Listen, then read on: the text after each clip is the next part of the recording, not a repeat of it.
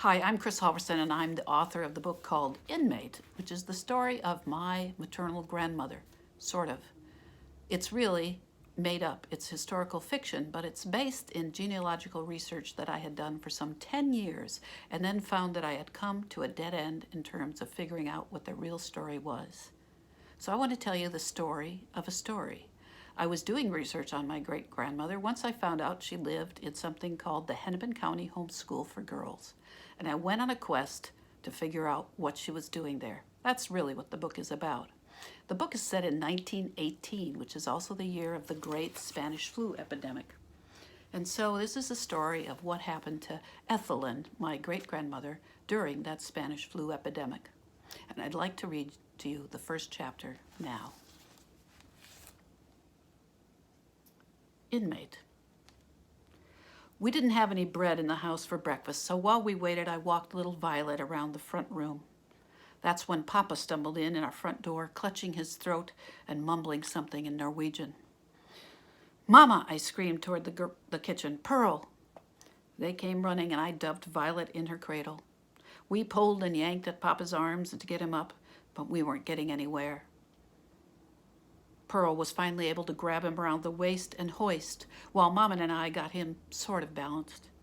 I'd never seen anyone the color Papa was now. His face was brown and purple, like a big bruise, like if you'd taken a colored man and smudged ink on him. "Help am I," Papa screamed as Mama and Pearl lugged him to the back bedroom. He couldn't be drunk. Not this early. Norwegian came out of him only when he was drunk. It was forbidden for any of us to speak it. That was Papa's own rule. Drunk and home in the middle of the morning? Home before 8? Well, he only left us at 6, and screaming Norwegian? I snatched up baby Violet, and by the time I got to the back bedroom, Mama and Pearl had managed to get Papa on the bed. He was shivering so, and his arms flailed at Pearl's face. "Papa, stop it," Pearl hollered, trying to hold his hands. Mama wasn't strong enough to hold him down either. Violet started her own screaming, and I bounced her on my hip as I watched and tried to shush her at the same time. Mama and Pearl finally got the sheets and blankets over him. Then Mama quick pushed the window up, letting in a cold fall breeze. She dragged the corner chair over to the bed and plopped herself in it, yanking the braid loose from the top of her head. No, no, no. Was Mama trying to talk Papa out of being sick? She looked more angry than I'd ever seen her. It was like she was shaking her finger at Papa for breaking something or talking back, like she'd done with me hundreds of times. We never saw Papa during the day, ever. He wasn't very often home at night. He'd go off to the corner bar to meet the other men and argue about politics in Norwegian. He went out every night whether Mama was mad or not.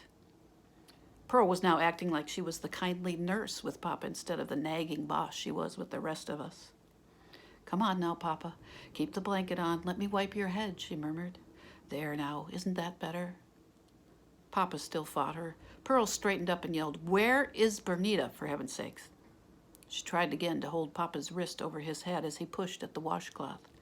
Mama had sent Bernita out for our morning bread to Josie's store, where she got it for free since she worked there. "Gerda, you're going to have to go look for her." "No, I'm not," I said right back. "I'm watching Violet, and I'm staying here." Mama didn't look at me, but I knew I wasn't the only one in the room thinking Papa was going to die. 2 more men in the neighborhood had died on Monday. Bernie slammed the bedroom door open. "What are y'all doing in here? The bread—" She stopped when she noticed Papa in the bed. "What's going on? I've got bread." "Bernita," Mama said without looking up, and Papa started moaning again. "Go back to the store right now and ask Josie if she knows where the doctor is."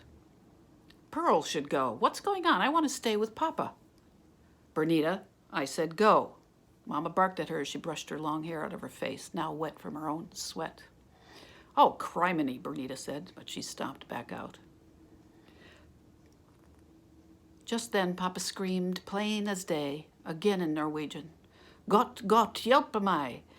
I think he said he needed God's help. Mama and Pearl were holding him down again, Mama's long hair getting in the way. Papa's mouth gurgled with blood, and he seemed to be choking now. screams had stopped. Pearl pushed my hand away when I offered another cloth. "Get away! Play with Violet."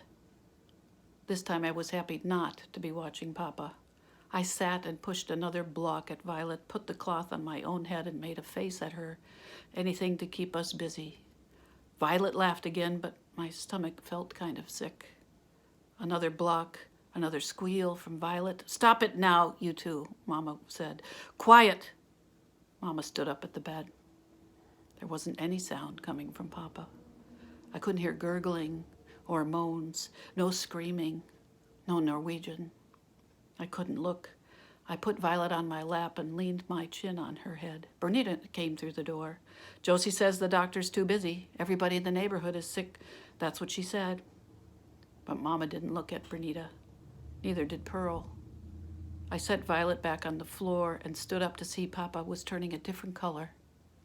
A white on his forehead and a kind of blue on his arms. His chin was red. There was blood on the mess of sheets and blanket. "Mama, did you hear me?" Bernita said. "Mama?" "He's gone now. Gone." "Gone?" I stepped over to pick up one of Papa's hands. It flopped in the air. "Mama?" I looked at Mama.